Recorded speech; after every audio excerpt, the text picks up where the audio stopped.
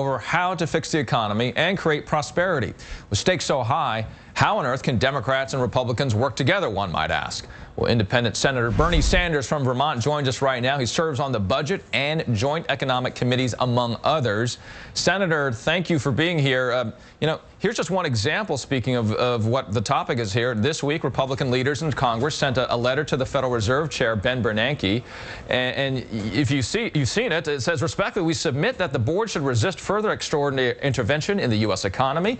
We have serious concerns that further intervention by the Federal Reserve could exacerbate current problems or further harm the U.S. economy. You see the House Speaker, the Majority Leader, all on the byline there. What's the perception here? Is this a veiled threat of limiting Fed powers? Should the GOP take control in a couple of years here? Well, what I find amusing about that is during the Wall Street crisis, not only did the Congress provide some $800 billion in bailouts to Wall Street, but as you know, and we got this information out as a result of a provision I put in the Dodd-Frank bill, that Fed lent out $16 trillion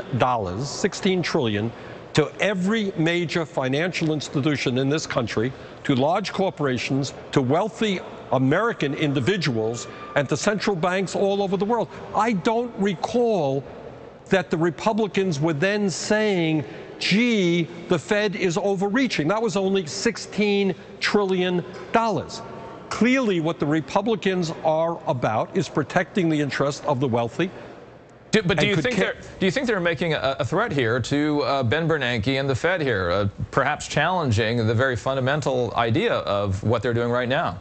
Yes, I do think they're making a threat. As you know, the function of the Fed is to help deal with inflation as well as to deal with unemployment. In my view, the Fed should be much more aggressive in dealing with unemployment.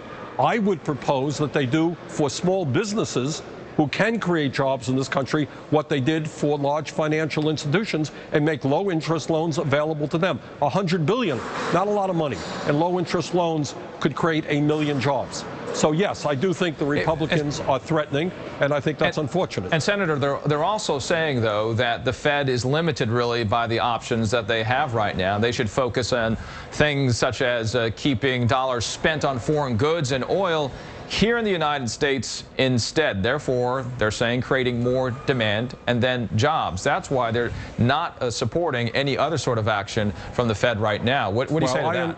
I am deeply moved by the Republican leadership's concern about keeping jobs in America when they have for years, along with Democrats, supported trade policies which have resulted in the loss of millions of jobs being outsourced to China and other countries and lowering the standard of living of American workers. So I think there's a bit of hypocrisy in their great concern. There is tax policy right now, as you know, which literally provides tax breaks for those corporations who shut down in America and go abroad.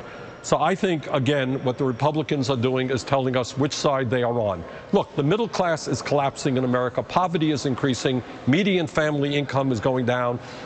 Working families are suffering. What we need is a massive jobs program to put millions of people back to work.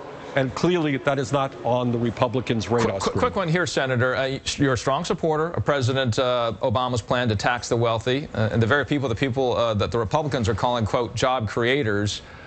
With this kind of opposition that you are alluding to right now, is the president's plan really symbolic? I mean, what parts can get passed?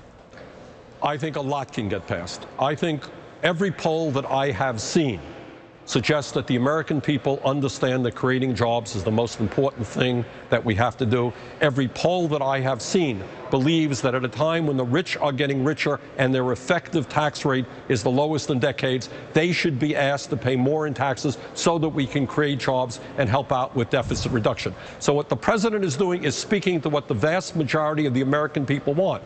His job now, and all of our jobs, is to rally the American people and say to these people in Congress, these Republican leaders who are there to represent large corporations and Wall Street, sorry, you're going to have to pay attention to the middle class. You're going to have to work with us to create jobs.